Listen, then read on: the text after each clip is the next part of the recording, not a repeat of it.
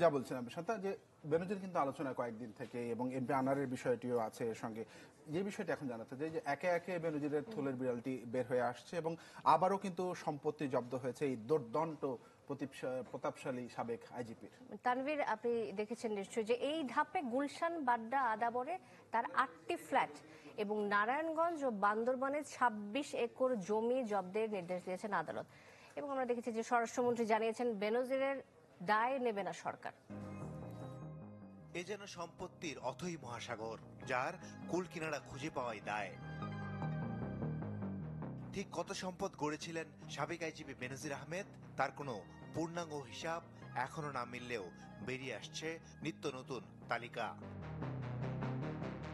বিভিন্ন গণমাধ্যমে আসা বেনজিরের সম্পদের হিসাব ধরে বুধবার ফের সেগুলো জব্দের আবেদন করে দুদক। শুনানি শেষে আদালত ঢাকার আদাবর, গুলশান ও বাড্ডায় থাকা বেনজিরের 8টি ফ্ল্যাট এবং বান্দরবন ও রূপগঞ্জের 1566 কাঠা সম্পদ জব্দের আদেশ দেন। সিটিজেন টিভি তে ওনার শেয়ার আছে, সেই শেয়ারটা, এবং ওনার একটা অ্যাপারেলস আমরা পেয়েছি টাইগার এ ফিট একটা অ্যাপারেলস, এটা একটা গার্মেন্টস ফ্যাক্টরি। সেই গার্মেন্টস ফ্যাক্টরিতে ওনার কিছু শেয়ারের সন্ধান আমরা পেয়েছি, ফ্রিজ করেছি। আর স্থাবর সম্পত্তির ক্ষেত্রে আমরা ওই সমস্ত সম্পত্তিগুলি আদালতে ক্রোক করার জন্য আবেদন জানাই। আদালত আমাদের আবেদন মঞ্জুর করেন এবং এই সম্পত্তিগুলি ক্রোক এবং ফ্রিজ করা হয়। কিভাবে সরকারের এত উচ্চ পদে থেকেও সবার চোখে ধুলো দিয়ে সম্পদের পাহাড় গড়লেন বেনজির? স্বরাষ্ট্রমন্ত্রী বলছেন, আইজিপি থাকার সময় তার বিরুদ্ধে কোনো অভিযোগ মেলেনি। তিনি পুলিশের বাহিনীর প্রধান ছিলেন। আমাদের কাছে এমন কিছু আসেনি, এমন কিছু ঘটনা ঘটেনি যে তাকে আমরা দায়ী করতে পারি। তদন্ত যারা করছেন তারা যদি কিছু প্রমাণ করতে পারেন তখন সেটা নিয়ে দেখা হবে।